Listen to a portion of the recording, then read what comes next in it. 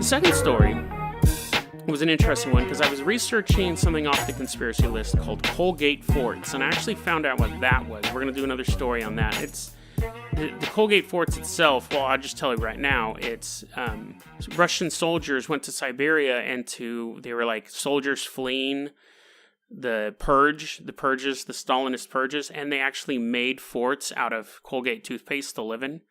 And you're thinking, okay, well, that's the end of that story. The story actually gets more fascinating than that. But and we'll save that for another episode, but while I was researching Colgate Forts, I came across just this mind-bogglingly weird it's like this weird mystery that not only doesn't have any answers, but it seems like nobody wants any answers. This is a real place. You can find it on Google Earth. It's a historical place. It's called, and I might be getting the pronunciation wrong, and it's called Ranikot Fort, or Ranikot. R-A-N-N. I'm not going to spell it for you. But anyways, so this is in Pakistan. So you're thinking, there's a fort in Pakistan. What does it have? Ghosts? Is it full of cryptids? No. It's known as, if not the largest fort ever constructed on the planet Earth. It's like in the second place. There's been some dispute over whether or not this one in Pakistan is bigger or one in India is bigger. And of course there's a dispute because they hate each other. But this fort, and using the fort is kind of a weird phrase because it's actually a 19-mile long perimeter of these massive walls. And it goes up into this hill range, and it comes down. It's on. People say it's like the Great Wall of China. It's just this massive fortress in Pakistan, and so it's just sitting there in the desert. There's been a little bit of restoration work, but not recently, and it's free to visit. Here's the thing: no one knows when it was built. No one knows who built it. And no one knows why it was built. So you're going, okay, fine. Some Mesopotamians built some stone structure, 10,000 years ago. Big whoop. Of course we're not going to know. This structure was built any time between the 9th and the 18th century. They don't know. And people are going, it's probably built in the 17th century. 17th century, we have documents still from the 17th century. You're telling me we're just going to call it the world's largest fort. The world's largest fort was built in the 1700s, and we don't know who it is. At first I thought, okay, we don't know who it is. It was probably some, like a Syrian warlord. No. And I know those groups aren't in Pakistan, but those are just the ones I know off the top of my head. And I can pronounce, because the names in these articles I can't pronounce. 1700s, they built a 19-mile long fort, perimeter fort, and nobody knows who built it. No documents, no poems about it, no legends about it. It's simply there. They don't know who built it.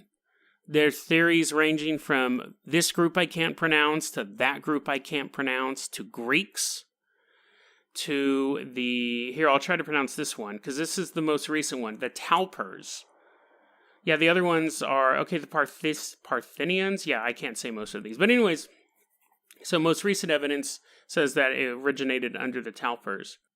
It costs 1.2 million rupees to build. These are all things that they can estimate just from like the size of it. There's 3 little forts inside of it. And it was just this massive undertaking. It's in the middle of nowhere.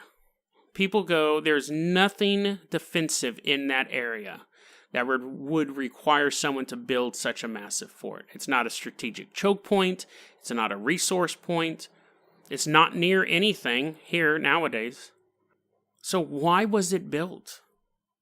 Why was it built? And if it was built so recently, how can we have no information? The one theory I could find was that the reason why we don't have much information on who built it, and, it's just sitting there and it's been named like a World Heritage Site. Pakistani government's really not doing anything to keep it up. All the last of the restoration happened in the 18th century, so even then they were still working on it, still fixing it up. There's still massive doors. It's amazing. But the theory is that the group that they believe built it or think built it is a different religion or a different royal dynasty from the current one, and the current one wants to seem like they're the greatest and they don't want to give any credence to other groups. And that's possible. I mean, people are petty like that. But I just think it's amazing that something could be built so recently that we have no information on. If this thing had been hundreds and hundreds of years old, I could understand. We don't have any information.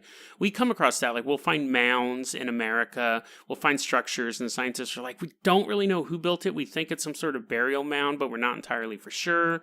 It could be this tribe. It could be this tribe, but they didn't have any written records. This was far past the time where people are having written records.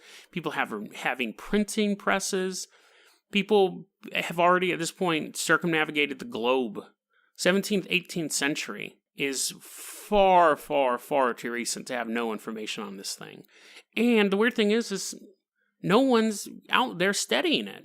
The articles I read said it seems relatively safe. There's not a lot of bandits in the area, but there's no police. But we have scientists going into the Middle East, going in, in war zones that have just started to cool down to look at artifacts. And this place is just sitting there. Who knows what's there and who knows what to find. Now, that being said, I have a theory. Why would you build a fortress in the middle of nowhere? Zombies. I have a theory, and I have nothing to back this up. But what if we had a zombie infestation in early human history? And I'm thinking like bubonic plague times, Dark Ages times. And this is kind of my guess to that. In all over the world, when we look at royal soldiers, like the high-level soldiers, a lot of times they had padded armor. But in Europe, the soldiers were decked out in metal. The knights that we all know of. If you're fighting zombies, what do you want? Do you want padded armor that maybe they can bite through? Or do you want to be encased in steel? I don't know if it's actually steel, but do you want to be encased in metal? What if, hear me out, what if the bubonic plague existed, but it was actually a zombie virus? And that's what caused 1/3 of the world's population to decline. And the only thing you could do to stop it was to send knights out to just bash in infected peasants' heads. And the thing is like any writings of that, of people dying of this horrible disease and coming back and moving throughout the civilization of Northern Europe and people fighting these things, all of that stuff would just be chalked up to religious superstition. They'd go, no, that was just an actual plague, and look under a microscope and this is what a bug looks like and blah, blah, blah. Maybe the bubonic plague, because we still have the bubonic plague around. Again, I just realized that we actually know what the bubonic plague is because it's still an issue. And but anyway, so we don't have zombies that we know of. But what if that was the core reason why knights were encased in all metal? Now, as much as I love that theory, I do have to throw a little salt on that fire. I don't know if that's a phrase, but the knights did exist long before the Black Plague came into town. But I did find out that in 100 AD, 15 million people died in Europe, and they don't know why. They think it's because of like global cooling or global warming and the crops all dying, but maybe it's zombies. So how does this play into Ranikot Fort? In the 17th century, maybe there were zombies out in the middle of the desert. Maybe someone opened like a gin or some sort of... Gins don't exist in Pakistan, assuming they exist at all, but maybe there was some sort of unholy force that came out and they had to build this giant fort to fight them. Like that movie, The Great Wall, which nobody saw. I don't think anybody saw that movie, but I think it's an interesting story. And honestly, that theory, okay, they built that fort to fight zombies or to some sort of supernatural force. That theory is just as valid as any other one because, well, actually, okay, it's not as valid as any other one, but it's the only theory put forward. Most people are like, yeah, we don't know why it was built. And I've read multiple articles on this, and it's frustrating because it's a mystery I think could be solved. They could go out there and say, oh, this guy thought the land was holy and built this fort, or this land actually was some sort of strategic choke point at that time. But there's just nothing. There's no investigation into this fort at all. That's what makes it such a huge mystery. We cover a lot of stuff on this show that just can get easily debunked, but I can't find anything for why this fort exists, or really anything to say why people aren't researching it. It's just stuff's coming up and they're like, yeah, scientists aren't really interested. Why not? Archaeologists, other people who study old stuff. So look that up. Look up Ranikot Fort. And if you're an archaeologist and you're looking for a thesis subject, maybe you just found one. That was a clip from our daily podcast, Dead Rabbit Radio. Dead Rabbit Radio is available anywhere that you listen to podcasts. It's daily paranormal, conspiracy, and true crime news. If you want to hear the full episode that this clip came from, check the link below. Please like and subscribe. And hit that little bell, too. That does some magical stuff. Thanks, guys.